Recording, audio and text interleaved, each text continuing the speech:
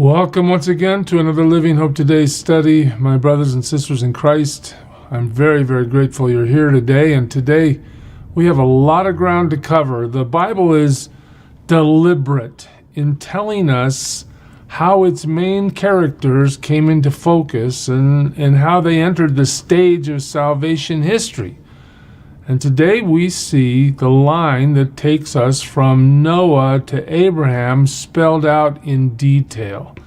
Let's just review for a second. You remember at the end of chapter 10, we've seen the formation of the nations as the 8 people that got off the ark, Noah and his family, have begun to repopulate the earth, and we're told where all these people go. They go from these, the nations spread out over the earth after the flood. We're told that things are happening. But when you get into Genesis 11, you remember what happens. The first incident is about the Tower of Babel. What's God telling us? Well, he's not going to let humanity live under one language alone. He confuses all the languages. They're not going to make a name for themselves. They're not going to build a tower to the heavens as if they could. No, he confuses the languages and he diminishes the collective power of humanity. And remember, at the end of time, what happens? The collective power of humanity is reassembled under the Antichrist to attack the Lord and his people. Well, Genesis 11, God stops it for now. You get to Genesis 11, verse 10, and we start to go through one of these patterns again where there's a bunch of names and a bunch of years listed. We're going to go quickly. This is the account of Shem. You remember Shem is the son of Noah. 2 years after the flood, when Shem was 100, he became the father of Arphaxad. And after he became the father of Arphaxad, Shem lived 500 years and had other sons and daughters. Notice, in Genesis 11, we're not talking about when they died. It's not stated that way anyway. We know that there's a number of years that they lived, but remember Genesis 5, every sequence like this ended with somebody died. Here we're talking about life. When Arphaxad lived 35 years, he became the father of Shelah, and after he became the father of Shelah, Arphaxad lived 403 years and had other sons and daughters. Here we go. Shelah lived 30 years, became the father of Eber. After he became the father of Eber, he lived 403 years, had other sons and daughters. Notice that the scripture's clear to tell us that there's this whole repopulation happening. When Eber, which by the way, if you recall, his name is where the Hebrew definition or name comes from the name of Eber. Okay, he lived 34 years. He became the father of Peleg. Let me say this too. Remember that Peleg is the one theoretically alive when God scatters the nations. He's referenced in that way when we first hear of him. But as we go forward, after he became the father of Peleg, Eber lived 430 years, had more sons and daughters. 18, Peleg lives 30 years. He has Reu. And after he became the father of Reu, Peleg lives 209 years. He has more sons and daughters. Reu lives 32 years, becomes the father of Serug. After he does that, Reu lives 207 years, has more sons and daughters. We keep going. Serug lived 30 years. He became the father of Nahor. After he became the father of Nahor, he lived 200 years. And guess what? Nahor has Terah when he's 29 years old, and after he became the father of Terah, Nahor lived 119 years and had other sons and daughters. One thing you might notice as you watch this genealogy unfold is that the years of becoming fathers is becoming much less. Remember Genesis 5, some of these people were living 800-900 years. Now they're having their children much earlier in life, and they're living, well, look, Nahor lives 119 years. Okay, well, that's more closely related to modern standards. We get to Terah, and now we come to the central focus of why the Bible is driving us to this. Okay, Terah lives 70 years. Okay, so when he's 70 years old, he starts having children. He became the father of Abraham, Nahor, and Haran. That'll be clarified in a second. But just understand, Tahor is the father of Abraham. That's really the point. This is the account of Terah. Now we're going to single this one guy out. Why? Because we're getting from Noah to Abraham, and now the details of this life need to be included so that we understand exactly what God's driving at. Okay, Terah became the father of Abraham, Nahor, and Haran, and Haran became the father of Lot.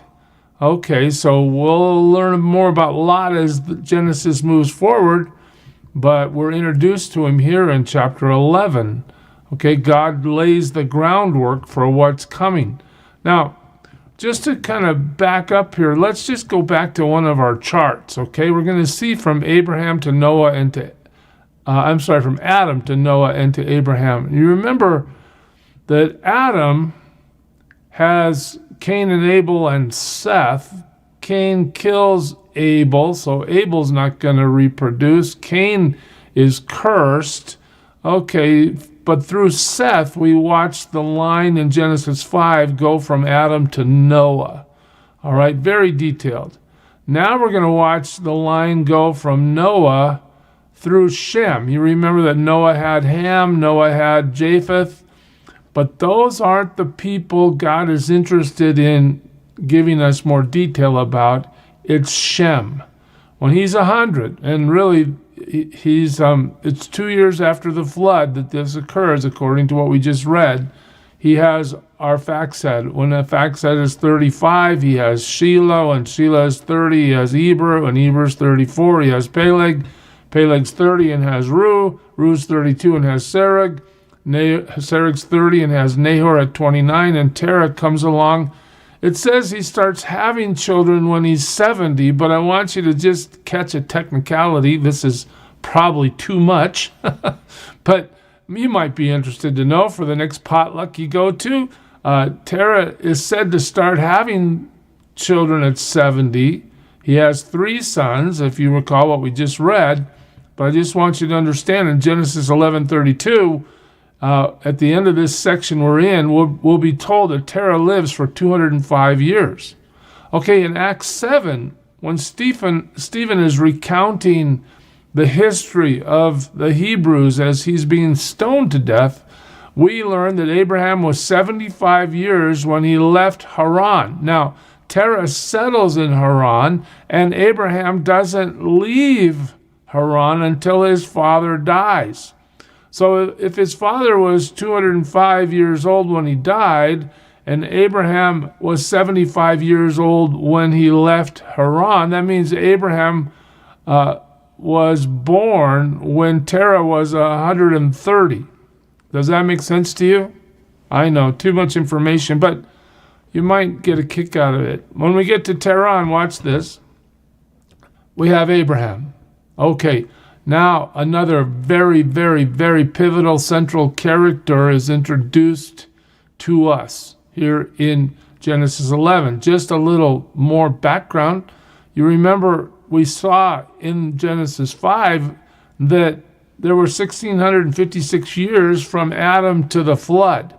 Okay, now if you look at this genealogy we just went through, there's approximately 452 years from the flood to Abraham, depending on how you exactly schedule the years of the flood itself. But what I want you to see is there's roughly 2,100 years from Adam to Abram. Why does that matter? Well, you know, these skeptics, they want to take us to some sort of Earth is millions and millions and millions of years old, and all this stuff took, millennia to happen. The Bible's now laid out for us that in basically 2,100 years, God has created everything that there is. Humanity has progressed to the decadent place where they had to have the flood to judge the sin of mankind.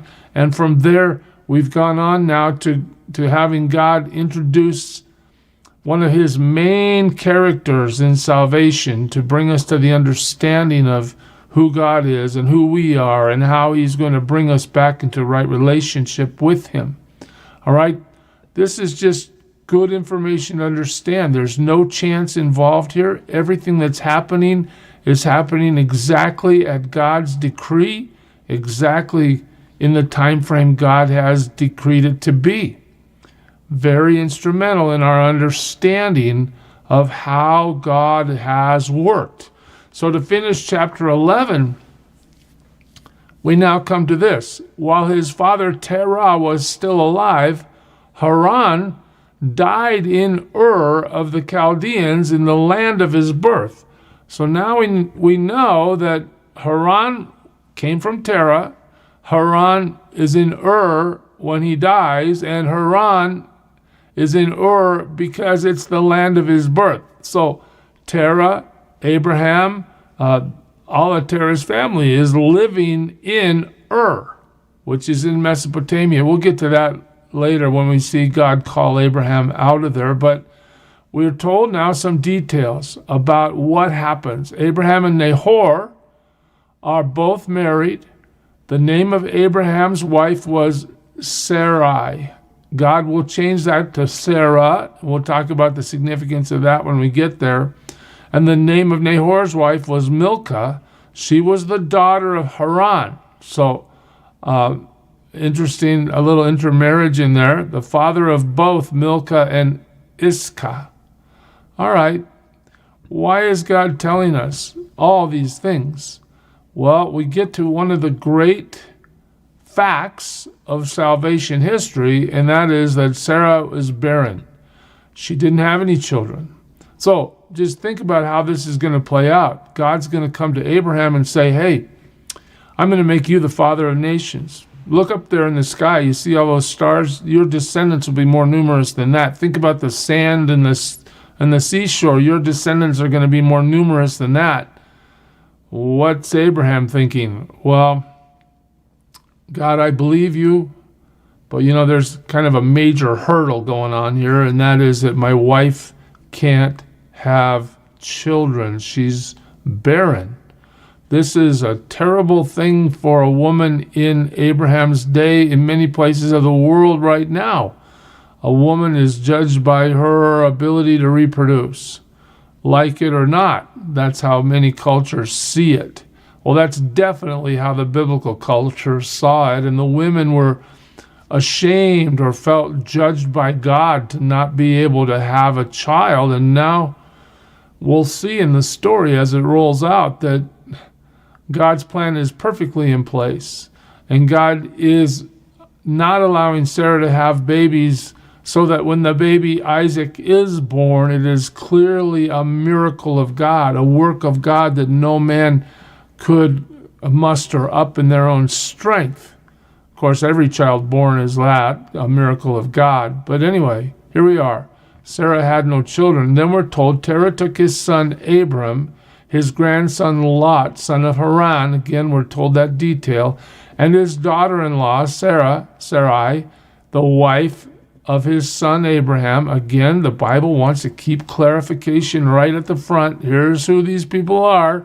Here's where they are. Here's what they're doing. And together they set out from Ur of the Chaldeans to go to Canaan.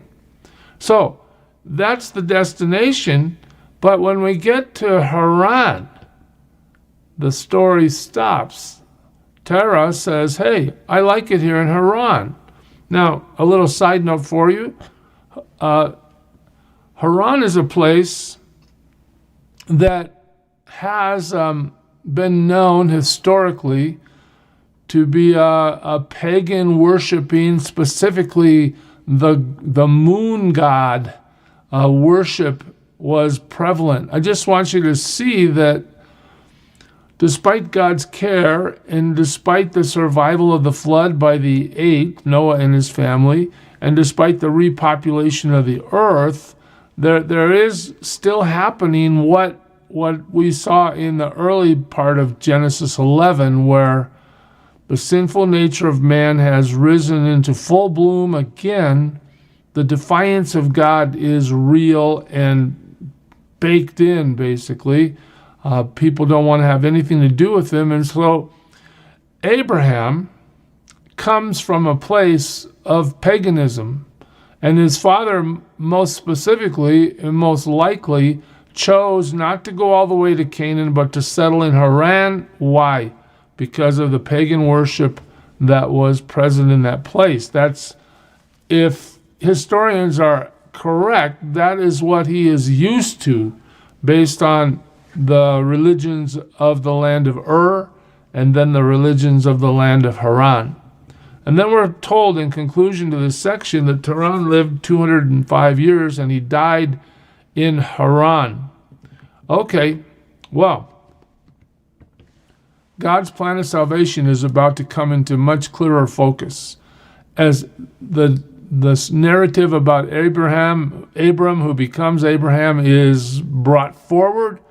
You'll see that Abraham has a conversion moment where he understands that there is only one true God, not this pantheon of gods that paganism would put forward.